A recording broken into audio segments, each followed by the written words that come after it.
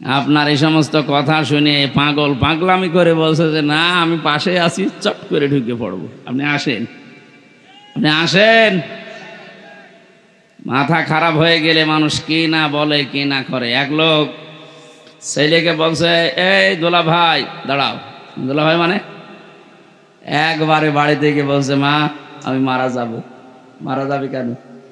বাবা আমার দোলা ভাই ডেকেছে। ও ঠিক আছে, ও মেনসে বাড়ি আসো করে আমি দেখতেছি। সারাদিন পরে যখন বাড়িতে এসেছে ডাক দিয়ে বলছে, কি গো তোমার মাথা ঠিক আছে? তুমি নাকি ছেলেকে দোলা ভাই ডেকেছো?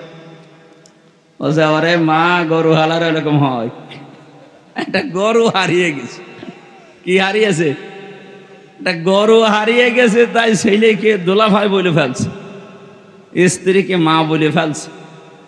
একটা রাজত্ব হারিয়ে গেলে মাথা ঠিক থাকে? এই জন্যই তো উল্টা পাল্টা বকতেছে। নাই তো যে লোকটার নামে 113টা মামলা, সব মার্ডার মামলা, গুমের মামলা, সে কোন সাহসে এই কথা মুখ দিয়ে বের করে যে আমি পাশে আছি, চট করে চলে আসবো? ওর মাথা খারাপ হয়ে যায়নি?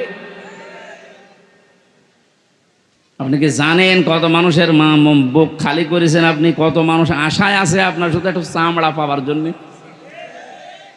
কত মানুষ মান্যত করে আছে, আল্লাহ তুমি একটু চামড়া দিও।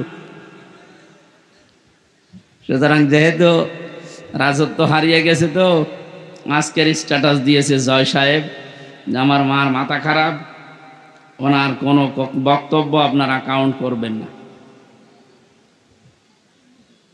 ওই জন্য গরু হারালে মানুষ যদি বউকে মা বলে ফেলে, ছেলেকে দোলা ভাই বলে, রাজত্ব হারিয়ে গেলে অনেকে অনেক কিছু এখন বলবে। ও সমস্ত কথা আমরা কিছু মনে করব না ইনশাল্লাহ। কারণ এই মানুষগুলো এখন আর আমাদের টার্গেট নেই, এখন এরা টার্গেট হয়ে গেছে আল্লাহর।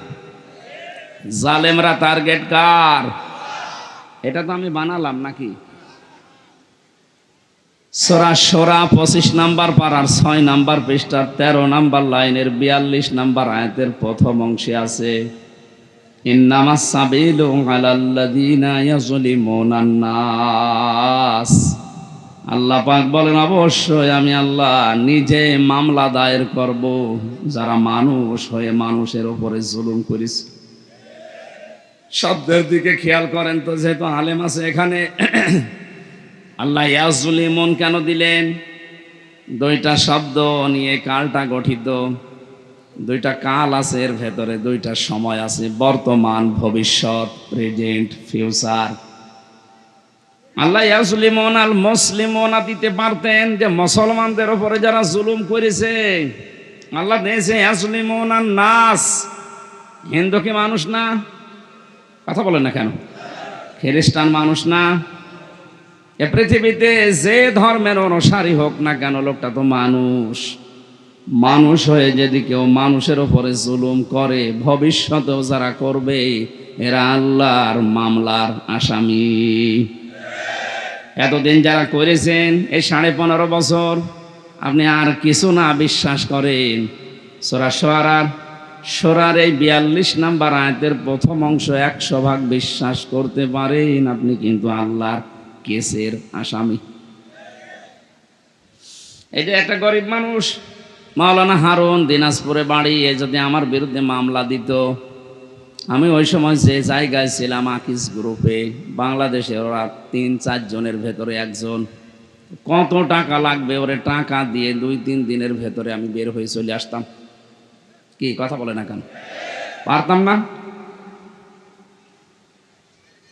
ওরা আমাকে গাড়ি চড়তে দিয়েছিল 1.25 কোটি টাকা, সেখানে ওরা কয় কোটি টাকা দিলে তো আমি চলে আসতে পারতাম।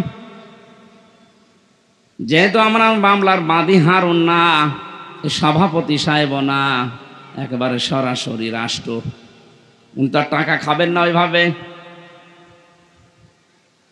মামলার বাদী যত বড় হয়, মামলা তত জটিল হয়। 3টা বছরের ভেতরে বহু চেষ্টা চালিয়েছে আমার পরিবার, আমার দল মিলে, কোল কিনারা করতে পারে নাই, কিচ্ছু হয়নি। 3 বছরে মামলা যেখানে ছিল ওই জায়গায় পড়ে আছে, অথচ কয়েকদিন আগে আমার মামলা সবগুলো ঢিসমিস হয়ে গেছে।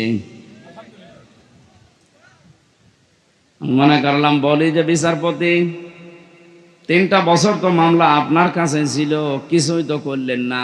আজকে মামলা দেখে বলছেন যে কোনো মাল নেই, কি দিয়ে বিচার করব? যা সব খালাস করে দিলাম। এতদিন বললেন না কেন? এতদিনে তো মামলায় কোনো মাল ছিল না, কথা বলছেন না কেন?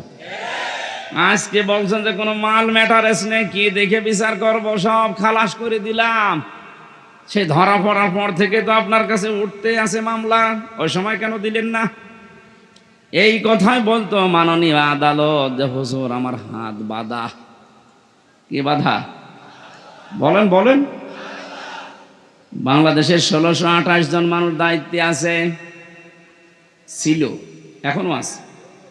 একটা মাত্র হাত খোলা ছিল, বাকি 1627 জনের হাত বাঁধা ছিল।